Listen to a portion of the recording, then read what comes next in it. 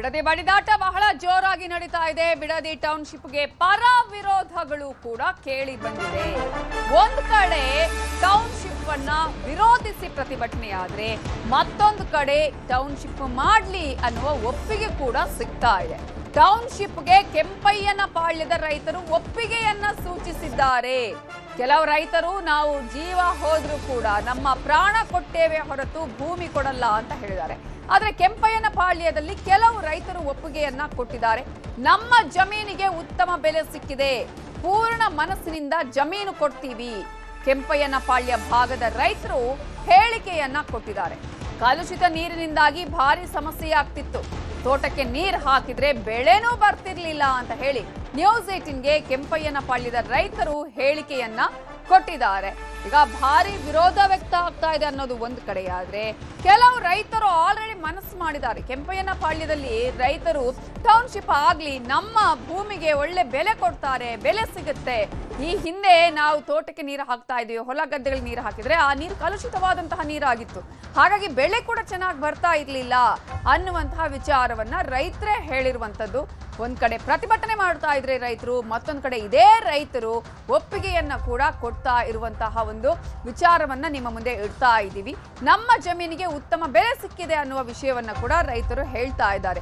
So ಪರ ವಿರೋಧ ಕೂಡ ಈಗ ವ್ಯಕ್ತ ಆಗ್ತದೆ. ಯಾವುದೇ ವಿಚಾರ ಆಗ್ಲಿ, ಆ ಒಂದು ಅಭಿಪ್ರಾಯ ಕೂಡ ಹೇಳಿದ್ರು ಕೂಡ ಅದರಲ್ಲಿ ಪರ ವಿರೋಧ ಅಭಿಪ್ರಾಯಗಳು ಇದ್ದೇ ಇರುತ್ತೆ.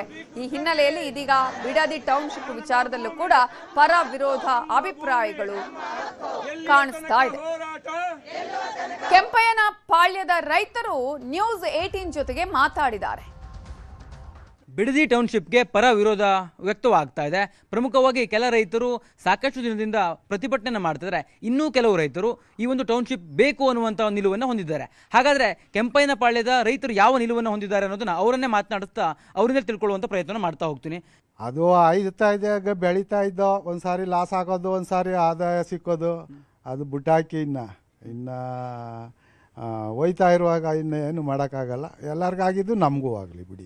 ಸರ್, ನಿಮ್ದೆಷ್ಟಿದೆ ಜಮೀನು ಈ ಒಂದು ಏರಿಯಾದಲ್ಲಿ? ನಮ್ಮದು 28 ಕುಂಟೆ ಇದೆ. ನಾವು 28 ಕುಂಟೆಲಿ ಏನು ಬೆಳೆಯೋಕ್ಕಾಗಲ್ಲ, ಕೈ ಸ್ವಲ್ಪ ಪ್ರಾಬ್ಲಮ್ಮು, ದುಡಿಯೋದಕ್ಕಾಗಲ್ಲ. ನನಗೆ 4 ಜನ ಹೆಣ್ಮಕ್ಳು, ಗಂಡು ಮಕ್ಕಳಿಲ್ಲ.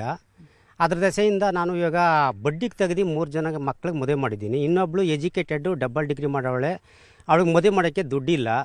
ಈಗ ನಾನು ಅವಳಿಗೆ ಮದುವೆ ಮಾಡಬೇಕು. ಆ ಮದುವೆ ಮಾಡಿಬಿಟ್ಟು ಜಮೀನು ನಮ್ಮ DK ಸಾಹೇಬರು ತಗೊಳ್ಳಿ, ಒಳ್ಳೆಯದು. ಹೇಳಿ, ನಿಮ್ದು ಎಷ್ಟು ಜಮೀನಿದೆ, ಜೊತೆಗೆ ತಾವು ಈ ಒಂದು ಟೌನ್ಶಿಪ್ ಯೋಜನೆಗೆ ತಮ್ಮ ಭೂಮಿಯನ್ನು ಕೊಡೋದಕ್ಕೆ ಸಿದ್ಧರಿದ್ದೀರಾ ಅಂತ? ಇದ್ದೀನಿ ಸರ್. ನಮ್ಮದು ಒಂದು 2 ಎಕರೆ ಇದೆ. 2 ಎಕರೆ ಬೇರೆ ಗದ್ದೆ ಅಂದು ಜಮೀನೇನಿಲ್ಲ, ಇದು ಹೊಲ ಏನಿಲ್ಲ, ಬೇರೆ ಗದ್ದೆಗಳಿವೆ. ಎಲ್ಲ ಮಳುಭೂಮಿ, ಏನಂದರೆ ಮಣ್ಣು. ಈ ನೀರು ಹೋಗಿದ್ರೆ ನಾವು ಜೀವನ ಮಾಡಬೇಕು. ಅದು ಜೀವನ ಮಾಡೋಕ್ಕಾಗಲ್ಲ. ವಸ್ತಿ ಹಸುಗಳಿಗೆ ಹುಲ್ಲಾಕಬೇಕು. ಇಷ್ಟು ಬಿಟ್ಟರೆ ಬೇರೆ ಏನೂ ಇಲ್ಲ ಸರ್. ಯಜಮಾನ್, ತಮ್ಮದು ಎಷ್ಟಿದೆ ಜಮೀನು? ಏನೇನು ಬೆಳಿತೀರಿ ತಾವು ಇಲ್ಲಿ? ಸರ್, ನಮ್ಮದು 2 ಎಕರೆ ಜಮೀನು ಐತೆ, 2.5 ಎಕರೆ ಐತೆ. 2.5 ಎಕರೆಯಲ್ಲಿ ತೆಂಗು, ರೇಷ್ಮೆ ಐತೆ, ಉಳಿ ಮನೆ ಐತೆ. ಅದರಲ್ಲಿ 3 ಬೆಳೆಗೆ 1 ಬೆಳೆ ಆಗೋದೇ ಕಷ್ಟ. ತೆಂಗಿನ ಮರಗಳೆಲ್ಲನೂ ಗಜ್ಜಿ ಕಚ್ಚೋತವೆ, ಉದುರ್ತವೆ. ನೀರು ಸರಿ ಇಲ್ಲ. ಅದ್ರ ದೇಶದಿಂದ ಬಿರ್ನ ಅಕ್ವೈರ್ ಆಗ್ಬಿಡ್ಲಿ ಅಂತ ನಾವು ತೀರ್ಮಾನ ಮಾಡಿದ್ವಿ.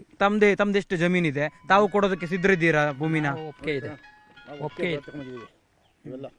ಒಪ್ಪಿಗೆ ಇದೆ ನಮ್ಮ ಜಮೀನು ಕೊಡೋಕ್ಕೆ ಇದೆ. ತಮ್ಮ ಒಪ್ಪಿಗೆ ಇದೆಯಾ? ತಾವೇನು ಬೆಳಿತೀರಿ? ನನ್ನ ಹೆಸರು ರಂಜಿತ್ ಅಂತ. ನಾವು ಒಬ್ಬ ಯುವ ರೈತನೇ. ಏನೋ ಡಿಗ್ರಿ ಮುಗಿಸ್ಕೊಂಡು ಒಂದು ವ್ಯವಸಾಯ ಮಾಡೋಣ ಅಂತ ಬಂದು ಏನು ಸಕ್ಸಸ್ ಆಗಿಲ್ಲ ಸರ್. ನಾವು ನೀವು ಅನ್ಬೋದು, ನಮ್ಮದು ಒಂದು 4 ಎಕರೆ ಇದೆ, ಬೇರೆಯವ್ರದ್ದು ಒಂದು 4 ಎಕರೆ ಲೀಸ್ಗೆ ಮಾಡ್ಕೊಂಡಿದ್ದೀವಿ. ಆ ಥರ ಟೊಮೊಟೊ, ಇವಾಗ ಸಾಮಂತಿಗೆ ಹೂವು ಇದೆ, ಎಲ್ಲ ಇದೆ.